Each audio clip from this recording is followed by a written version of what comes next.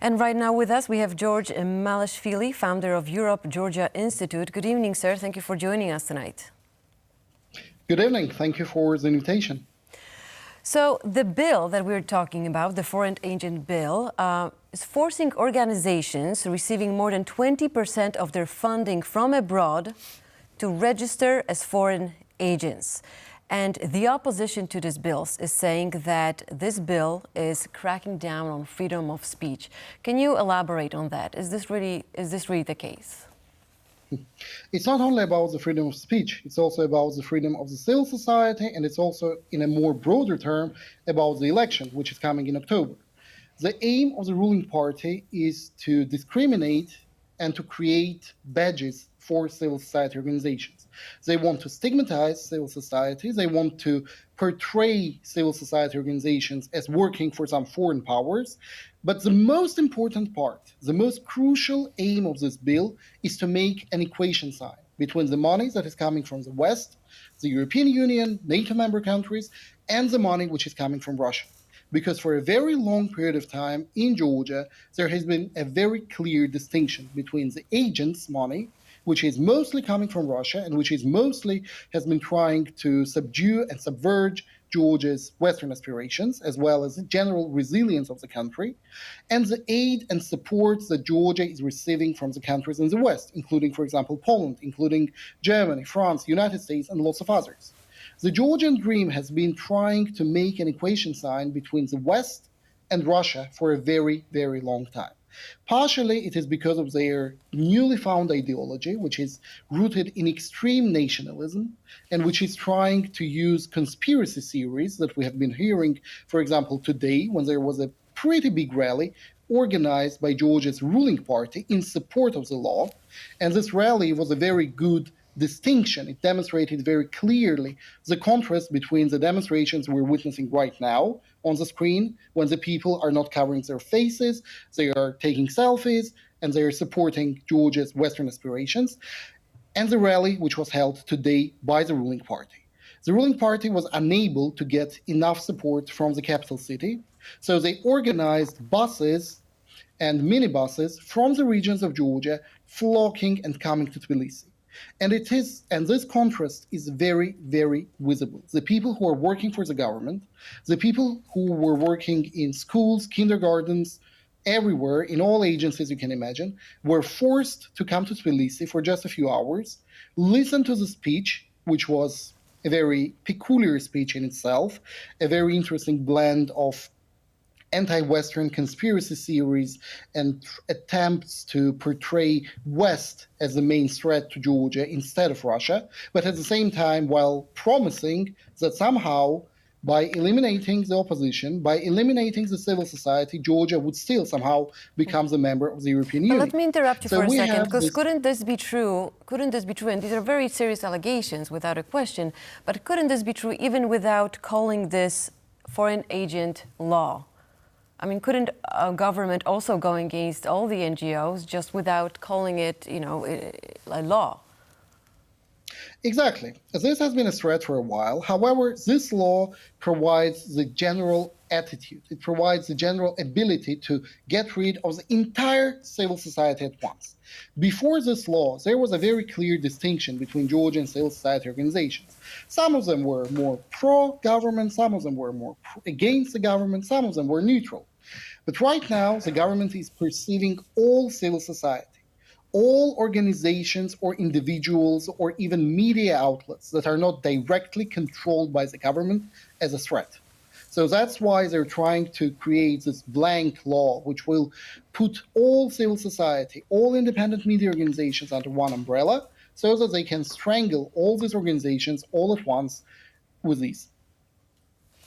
Right, and the fear is that this is just the first step in a longer process of repression. Now, going back to these EU allegations, we look at Georgia, we see, even from opinion polls, that Georgians are overwhelmingly support a European integration, a European future. So how is the Dream Party at this time claiming that they also want to have a European future by doing something that the European Union has obviously condemned? Well, this is a very good question. For a very long period of time, Georgian Dream has been holding a mask. The European flags, European rhetorics, ability and attempts to say that Georgian Dream is actually a pro-Western power while dealing with the so-called radical opposition, radical NGOs, etc., etc. The problem is that this pro-European mask right now is cracking. There have always been some issues in Georgia with openly pro-Russian political parties. They have a very small level of support, which is around 5%, maybe maximum up to 10%, but there has always been a glass ceiling. So for a political party to be in power in Georgia, it has to retain the pro-European mask. What Georgian Dream has been doing for the last probably decade since they came to power was an attempt to create additional identity, to create the perception that they are navigating very turbulent waters, something similar to what Mr. Samharadze said.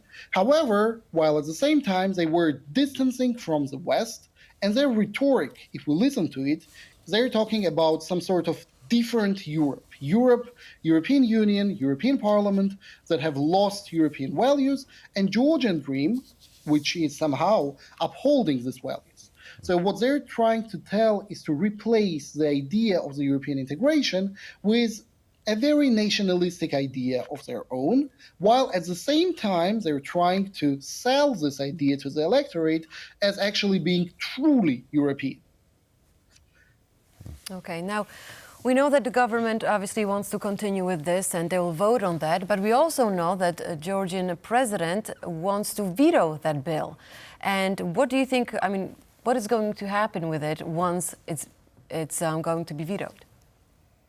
Well, first of all, there are some procedures which the ruling party has to follow. It is the second hearing of the law, which has not happened yet, but will happen probably on the 30th of April, tomorrow. There is also the third hearing, and then we have the presidential veto. Most probably, the president of Georgia will use her veto. She has already promised to do it. And then the ruling party will try to overrun it. The issue here is that the presidential veto is not something that creates any additional constraints to the ruling party. So they have enough votes to cancel her veto. However, I do believe that the Georgian public, the people of Georgia, the students, the next generation will be back to the streets. And as I have already mentioned, we've had a very big rally yesterday of the civil society, opposition parties, unaffiliated people, of everybody for whom European values matter. And this rally was not organized. We did not bring people from the regions. We did not mobilize people from the rural areas like the ruling party did today.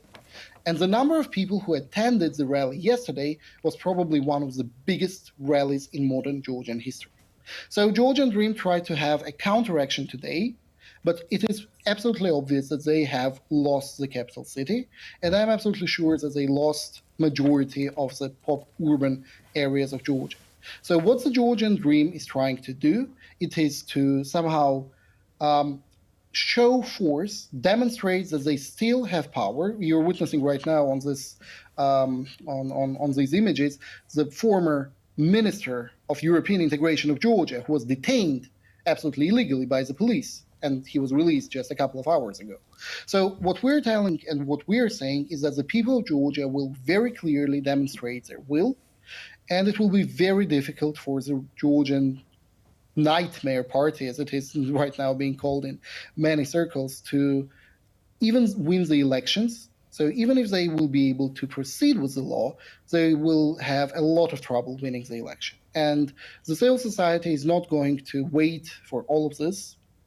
We will continue mobilizing our supporters, we'll continue talking to the people, and we'll continue increasing support of the public to the European cause of Georgia.